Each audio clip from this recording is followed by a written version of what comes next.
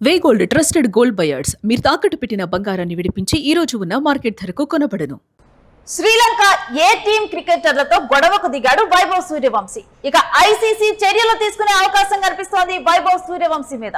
దంబోలాలో జరిగిన ఉత్కంఠభరిత పోరులో శ్రీలంక ఏ జట్టు సూపర్ ఓవర్లో ఇండియా ఏ టీంపై విజయం సాధించింది. మ్యాచ్ ఉత్కంఠభరితంగా సాగటమే కాకుండా చివర్లో తీవ్ర ఉద్రిక్తతలకు దారితీసింది. మ్యాచ్ అనంతరం ఇరు జట్ల ఆటగాళ్లు ఆగ్రహావేశాలకు లోనయ్యారు. ఓ దశలోనైతే ఒకరినొకరు నెట్టుకునేంత వరకు వెళ్ళింది పరిస్థితి. సూపర్ ఓవర్లో శ్రీలంక 7 పరుగుల తేడాతో విజయం సాధించిన తర్వాత ఆ జట్టు సంబరాలు చేసుకుంది. అదే సమయంలో ఓటమి బాధలో ఉన్న భారత యువ ఆటగాడు వైభవ్ సూర్యవంశీని ఉద్దేశించి శ్రీలంక ఆటగాడు హలంబాగే వ్యాఖ్యలు చేయడంతో వివాదం మొదలైంది. వైభవ్ సూర్యవంశీపై హలంబాగే మ్యాచ్ ముగిసింది.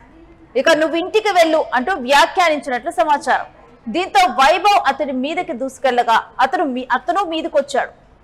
హలంబాగే మాటలతో సూర్యవంశీ సహనాన్ని కోల్పోయి ప్రత్యర్థి జట్టు ఆటగాడిని ఛాతిపై చెయ్యి వేసి తోసివేయటానికి ప్రయత్నించాడు.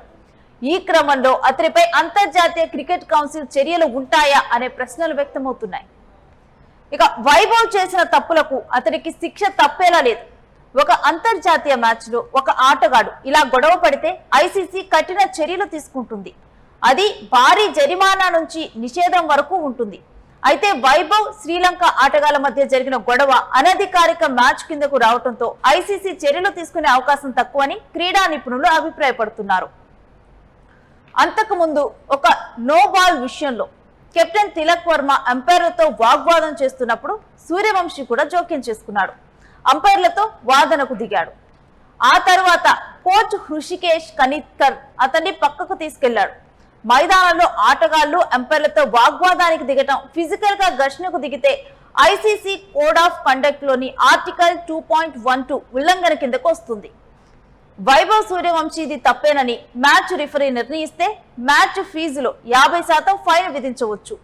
అంతేకాక బీసీసీఐ కూడా వైభవ్ సూర్యవంశీని మందలించడం లేదా క్రమశిక్షణా చర్యలు తీసుకునే అవకాశం ఉందనే అభిప్రాయాలు వినిపిస్తున్నాయి.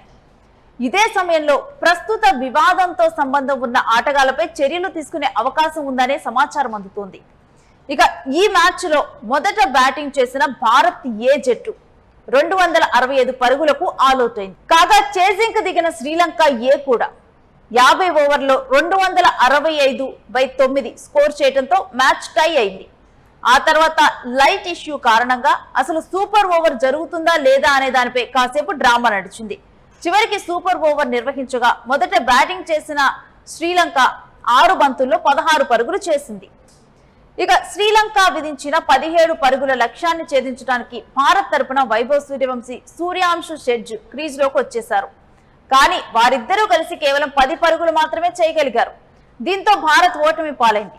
ఇదిలా ఉండగా తగినంత వెలుతురు లేదనే సమాచారం ఉన్నప్పటికీ మ్యాచ్ అధికారుల నిర్ణయంతో సూపర్ ఓవర్ కొనసాగించడంపై విమర్శలు వ్యక్తమవుతున్నాయి. ఈ పరిణామాల నేపథ్యంలో మ్యాచ్ అధికారుల వ్యవహారంపై కూడా చర్చ జరుగుతోంది.